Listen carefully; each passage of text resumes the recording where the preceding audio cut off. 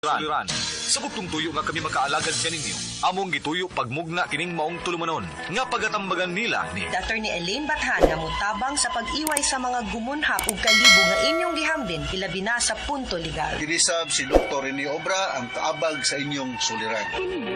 Ang akong suliran. Kini ang akong suliran.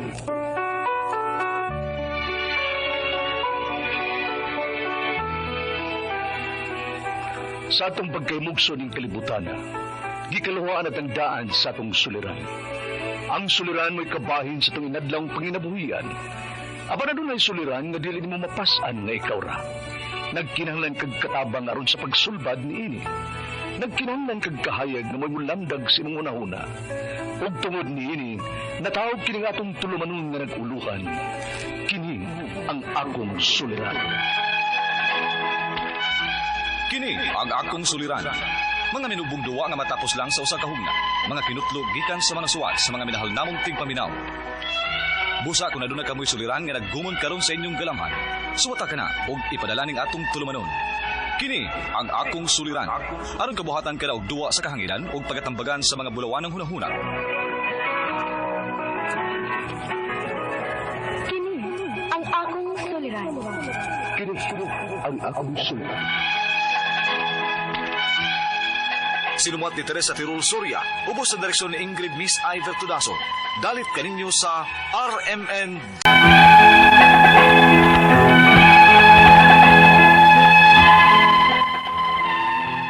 Maayong adlaw kaninyong tanan nga nagpaminaw karon ning tulumanon, kini ang akong suliran. Ilabi na kaninyo Dr. Rene Obra ug Attorney Elaine Bathan. Ingon man sa mga artista nga maghatag og kinabuhi ning akong suwat suliran. Ako si Janice, 27 anyos, taga Talisay City, Cebu. Punto legal kining akong suliran. Kabahin kini sa akong pagkailad sa usa ka job hiring scam. Aron inisabtan, ingon ini ang mga panghitabo.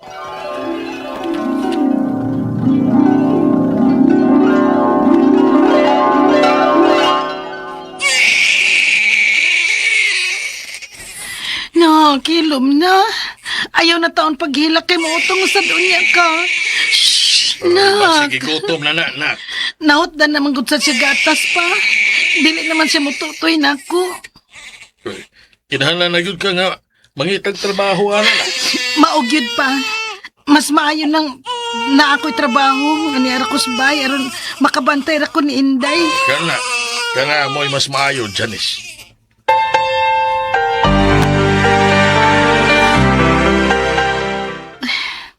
Natug na gid in town ang bata. Mag-scroll ko sa akong Facebook, be.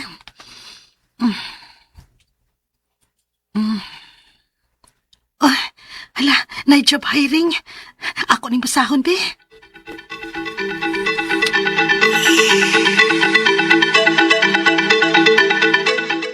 Unsa?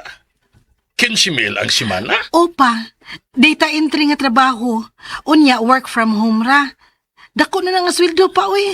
Uy, makasuga ako na gina para sa mga gastuhan mo na. Maulagi pa. Pero siguro agi na, anak, ha? Tinuod ba na? Verified ang ilang page pa. Unya, nindot og mga reviews. Gi-check man gid nako og siguro. Mayo kung mao ka na. Sige, suwayin na.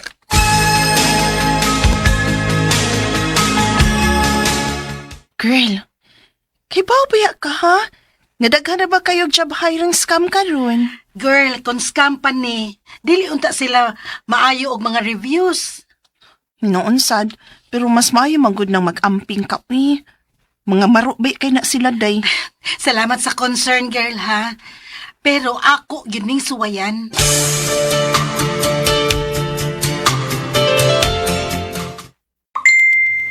Ay, nag-chat na ang page. Hi, Janice. Congratulations. You've passed the initial screening. Please deposit 1,000 to this number for your training kit. Training starts Monday. Monday? Masaway ka upang huwam ni Papa og 1K.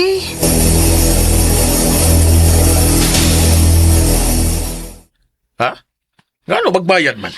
Triningon pa man may anak pa. Unya, maunay bayranan. ang training kit kay 1K. Kay human kun og bayad, makaproceed na ko. Mo ba? Sige na. Sindante ka.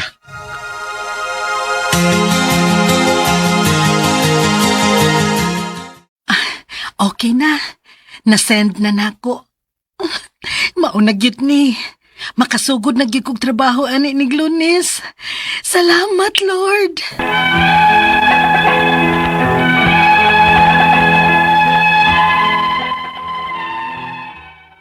Okay pa ka ito pagsugod. Gituman ako unsay mga mando nila. Ang mga steps, aron lang makatrabaho gyud ko. Nibayad po ko sa training kit aron makasugod ko dayon og training kay atat na gyud kay ko nga makatrabaho. Unya, Kumusta man nak? nagpaabot lang ko sa ilang tawag pa. Manawag raman ko no sila sa akong cellphone number aron pagpahibaw kung unsay sunod nga steps. Daghan yun siguro nag-apply ana, no? Murag ubay-ubay gid siguro pa. Kay nindot na kaayo ning opportunity good. Mauna siguro ni. Excuse pa ha.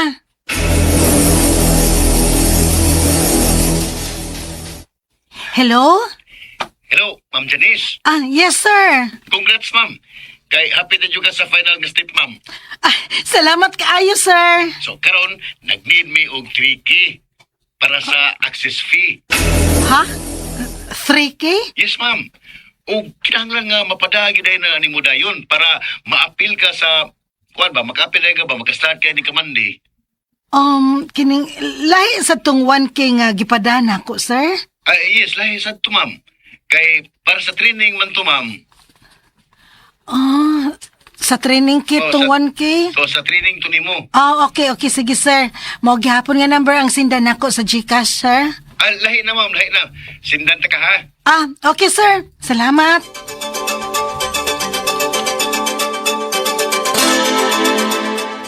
Huy, basig scam na girl, uy. Ha? Ngano na kaingon mong kaana, girl? Dako na kay na 3K, uy. Nga nugutaw magbayad man ka, ana. Gipasabot naman po ko niya, girl. Sige na, bi. Pawamas ako, bi. Sige, good. Bahala ka, uy. Basta, sure naman ka nga magpadaka. Girl.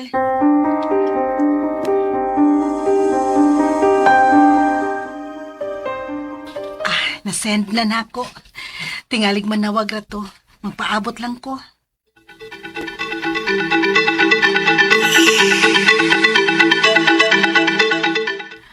Wa pa man gihapon manawag.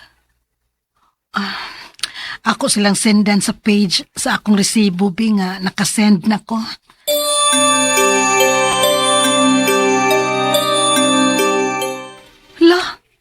Time pa.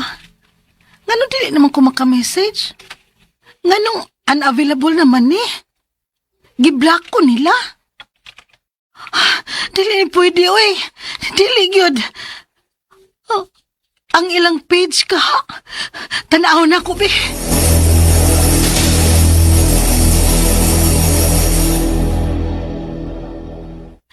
Ginoo ko. Wa na sad ang ilang page. Naskam ko.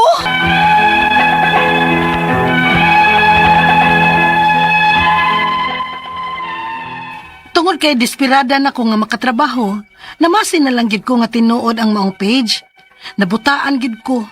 Tungod sa paglaob nga makatrabaho ko adtong kompanya ha.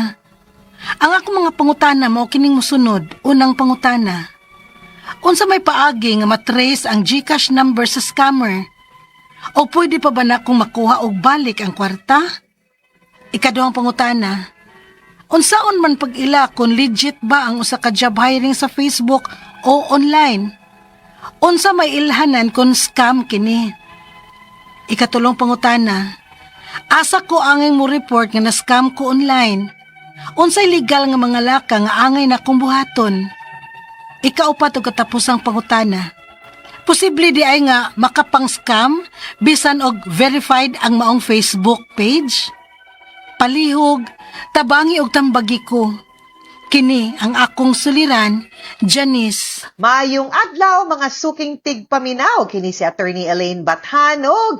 Ako today, it's me. Ako'y mohatag ninyog tambag tubag, solusyon, kalinawan sa inyong mga pangutana, mga problema na may punto, legal, personal, no? Mga problema nato kabahin sa ato ang mga kapika, sa ato ang mga kahimtang, karelasyon, ang mga nakapasakit nato, hiubos na to, hala ipadana be, kay para storyata, maghisgota, ato ning pagastoryahan ng mga pangutana o mga problema ninyo. No? And a big thank you and a big shout out sa mga nag-like o nag-follow nato sa ato ang Facebook account nga kini ang akong suliran official writers page nato nga magpadamos inyong suwat please ug sa DYHPRMN Cebu. Sa mga nag-like ug nag-follow nako sa Elaine Tantenco Bathan, thank you kaayo. And hello to Landry Montero Baliado. Attorney Elaine, greet nako Halagat family ug iyang mama si Laureta Montero Halagat, iyahang cousin sa iyahang mama nga si Romulo Montero, Daimi Montero, Elsie Montero, Apdian from Landre Montero Halagat, no?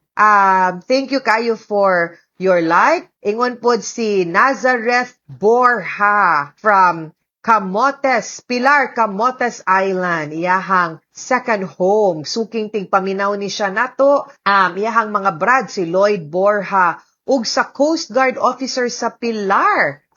Hello also to Tata Joseph Borja ug ang iyang mga parents nga si Paulino Paling Borja, Prensi Borja, no? Dinha sa Pilar Camotes. Ug sa tanang mga naminaw nato dinha, Jaja Herodias Balahadia do, hello.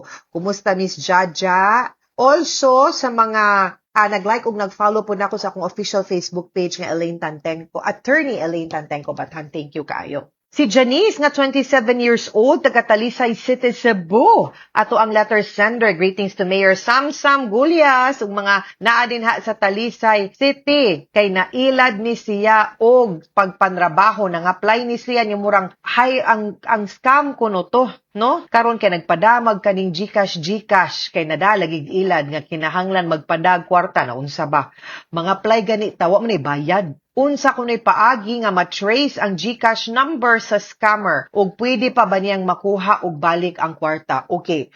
Now, I'm not too familiar but ako ang based on experience, maglisod ta mo bitaw nang mangutana pod ang kanang Gcash nato kung pwede gusto ba ta nga mo bayad tag a certain amount, no? To ensure kanang mag-insurance ba in case nga scam ni. Unya pangutan-on baya gyud ta kung sure na ba ta aning numero ha? Ug klaro ba, no? So, after murang I think lisod i-trace but we can ask dito sa NTC, no, National Telecommunications na office, no, kung pwede ba na nato ipa-trace ang kanang number kay naa naman tay registration. Unya, pwede na nato siguro mapaprove kung gigamit na niya iyahang maong number ug ang teknolohiya, no, sa internet ug sa telepono pinaagi siyang number nga nangilad siya nimo, then pwede nato ma-file ang complaint didto, no? Now, ikaduhang pangutana, unsaon pag-ila kung legit ba ang usa ka job hiring sa Facebook or online? Unsay ilhan kung scam siya? Okay. Now, una sa tanan, ang kaning mga job hiring, dili gid kaayo na siya mubadto on Facebook. Naa gid ni mga legitimate nga mga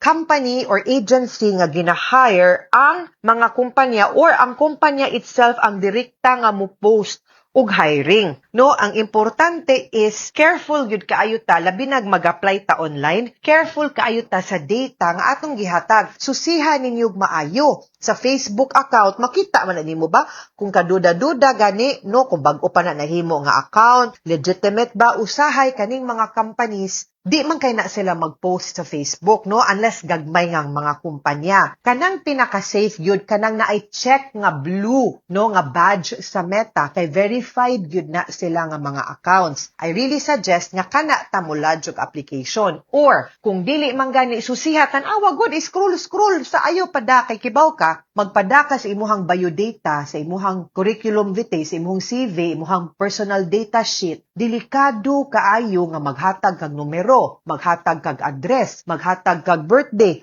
himakuha na nila ang imuhang data. Gamiton pa lang na nila niya maghimo-himo silag ID niya dili ikaw naapay picture nimo. So careful kaayo ta kung mag-lodge ta kay grabe kayo ang mga illegal nga kalakalan labi na sa mga data breach ug misuse sa ato ang mga personal data. No, careful kaayo ta. Now, another is that ug gusto ka naagyoy mga kanang na may mga kumpanya, di ba, kanang mga employment agency nga maog yun na ilahang buhat nga mag-refer panalitan na ining kumpanya, no, ilahang negosyo is that manguha sila og company niya ang company malihog nga sila'y mo hire, no, kay niya i-endorse na lang na sa agency ngadto sa company ang ila nang nahimay napilian na, no, para dili na magproblema ang kumpanya kung sa kahasol, no, sa pag-hire kay magdawat pa kanang kalas pud oras, no, sa ilang HR mo na usually, but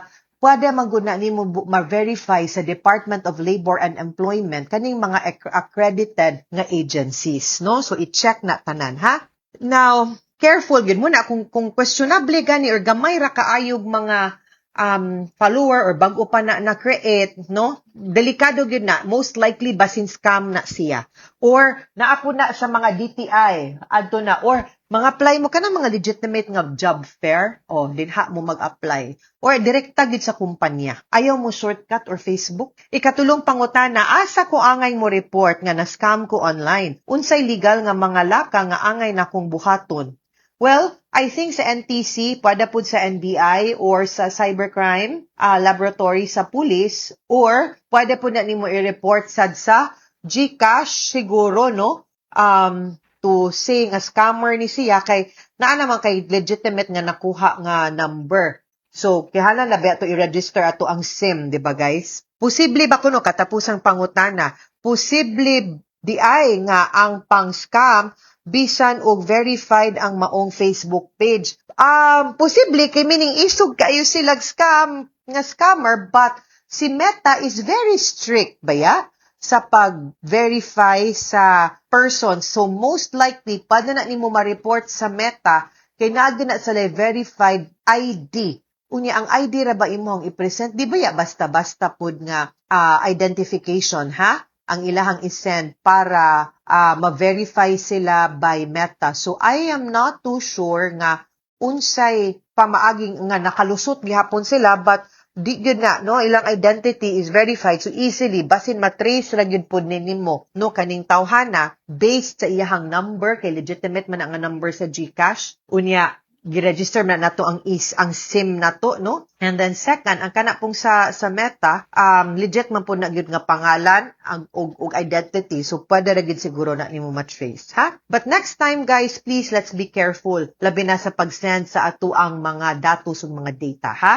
Mga suking tigpaminaw, hinaut unta nga namoy nakutlo na pagtulunan karong adlaw. Kini si Attorney Elaine Bathan. Daghan kay salamat sa inyong pagpaminaw sa atong tulumanon hangtod sa sunod nga sugilanon din higapon sa tuang programa. Kini ang akong suliran gikan sa RMN Production Center, Radyo Mo Nationwide. Tatak RMN, daghang salamat o maayong adlaw.